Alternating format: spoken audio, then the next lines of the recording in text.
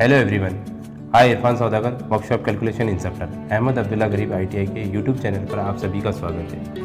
आज का हमारा टॉपिक है कंसेप्ट ऑफ वर्क।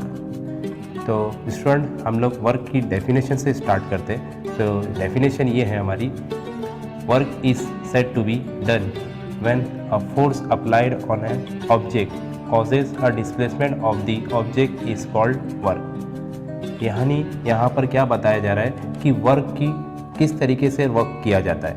यानी हमने साइंस के अंदर पढ़े हैं कि वर्क का मेन फंक्शन क्या रहता है, कि कोई भी ऑब्जेक्ट को हम लोग उठाते हैं और एक जगह से दूसरी जगह पे लेके जाते हैं। तो वही यहाँ पर डेफिनेशन के फॉर्म में दी कि अ force applied on A object, यानी कोई भी फोर्स अप्लाई कर रहे हैं हम लोग ऑब्जेक्ट के ऊपर, वो कॉजेज अ डिस्प्लेसमेंट, क्या करता है, डिस्प्लेसमेंट क्रिएट करता है। किसकी वजह से? अप्लाइड फोर्स की वजह से, एक्सटर्नली अप्लाइड फोर्स की वजह से ऑब्जेक्ट मूव ऑन हो जाता है। मूव ऑन होने के बाद वो क्या कहलाता है, हमारा वर्क कहलाता है, यानी वर्क डन हमारा कंप्लीट हो जाता है। तो उसी तरीके से हम लोग फॉर्मूले के अंदर डिराइव यहाँ पे किए हैं, work is equal to force multiply by displacement. Force की जो यूनिट होती है वो एफ रहते हैं, यानी न्यूटन से डिनोट करते हैं हम, और डिस्प्लेसमेंट जो है डिस्टेंस रहेगा, यहाँ पर एस से डिनोट किए, force multiply by displacement, that is work is equal to newton metre. तो ये हमारा वर्क का फॉर्मूला रहा। नीचे एसआई यूनिट दी हुई है, एसआई यूनिट यानी न्यूटन मीटर को हम लोग कंसिडर किए हैं जूल।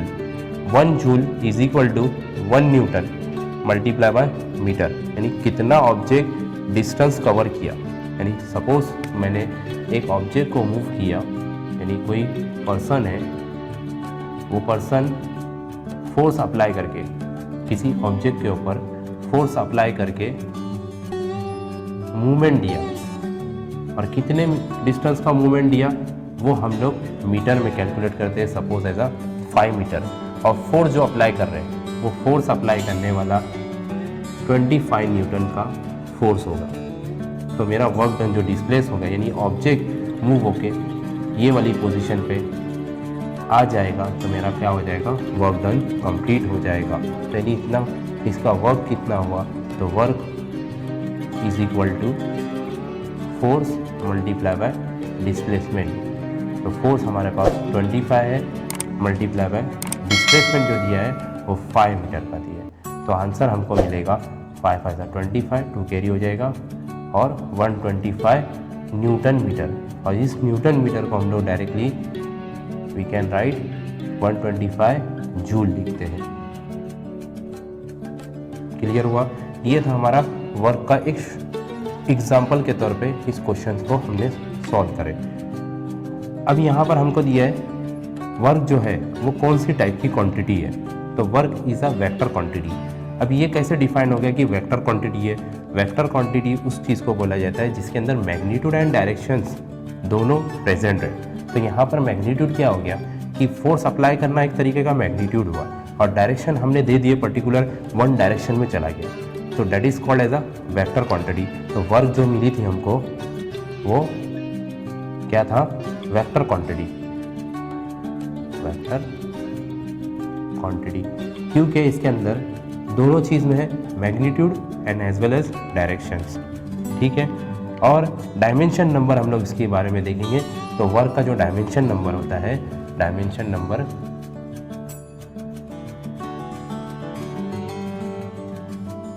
ml square T⁻²। अब ये आया कैसे? m जो रहता है हम लोग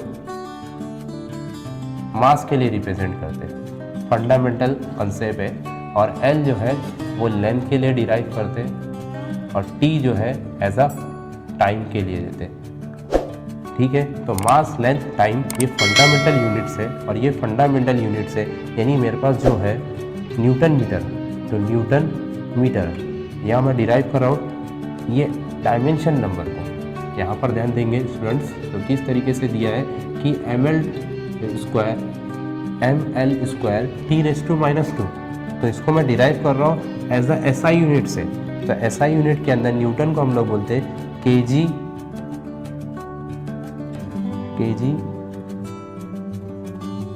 metre per second square multiply by metre. अब केजी के लिए हमने क्या यूज़ किए, मास, और मीटर के लिए हमने लेंथ का यूज़ किए, divide by T square multiply by L.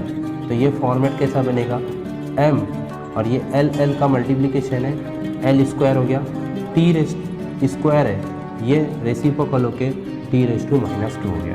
इस तरीके से इसका डायमेंशन नंबर बन गया। अब इसके बाद हम लोग 2 क्वेश्चन एग्जाम्पल के तौर पे इसको सॉल्व करते हैं। तो स्टूडेंट, हमने यहाँ 2 क्वेश्चन लिखे हैं। फर्स्ट क्वेश्चन एकदम ईजी है। A body of 7 kg raise to 2.5 metre, find work done. तो वर्क डन हमको यहाँ पर निकालना है। तो वर्क डन का फॉर्मूला है हमारे पास, work done is equal to, solution है हमारा directly, work done is equal to force multiply by displacement. अभी हमने देखे फोर्स जो है हमारा, वो जो दिया है, फोर्स कितना दिया है हमको, 7 kg के फॉर्म में दिया है, तो 7 लिखेंगे, मल्टीप्लाई बाय 2.5 मीटर में है, डिस्टेंस जो दिया है वो 2.5। हम इन दोनों को मल्टीप्लाई करते हैं तो 7 5 = 35 और 7 2 = 14 and 3 17। तो 17.5 ये जो हमको मिला, ये जूल में मिला, जो आंसर मिला है वो जूल मिला, वर्क डन। एक चीज़ यहाँ पर ध्यान देना है कि वर्क डन जो हो रहा है वो हॉरिजॉन्टली हो रहा है, यानी ऑब्जेक्ट को जो मूव कर रहे हैं हम लोग एक प्लेटफॉर्म पे, वो प्लेटफॉर्म जो दिया है, वो एंगल जो दिया है वो कितना है, 0 डिग्री का है। और 0 डिग्री यानी cos थीटा वो कितना होता है, 0 cos 0 लेंगे और 0 की वैल्यू होती है 1।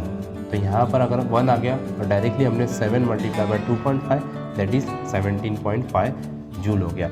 ये फर्स्ट आंसर था हमारा। सेकेंड आंसर के लिए हम लोग क्वेश्चंस को रीड करते हैं। A force of 100 newton causes a displacement 12 metre in a body in it own direction, calculate the work done by force. Force के थ्रू कैसा वर्क डन कंप्लीट होगा। फोर्स हमको यहाँ पर दिया हुआ है 100 न्यूटन का, और डायरेक्शन में कितना मीटर तक वो डिस्प्लेसमेंट हुआ है ऑब्जेक्ट। तो ऑब्जेक्ट का डिस्प्लेसमेंट 12.5 दिया है। 12.5 को 100 से मल्टीप्लाई करते हैं तो हमारा आंसर जो मिलेगा वो work is equal to force multiply by displacement. और फोर्स जो दिया है हमको 100 न्यूटन का है और डिस्प्लेसमेंट है 12.5 मीटर, और 12.5 मीटर को हम लोग मल्टीप्लाई करते हैं तो 1250 जूल, यानी वर्क डन जो कंप्लीट होगा वो 215 जूल तक आएगा।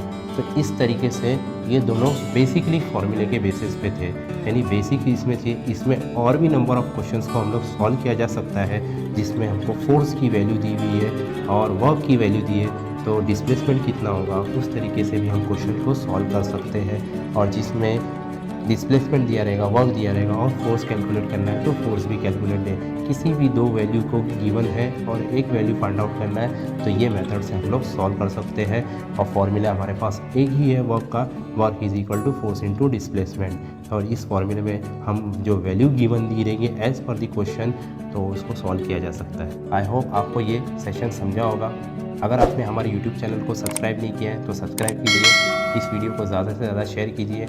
मिलते हैं नेक्स्ट वीडियो में। Thank you.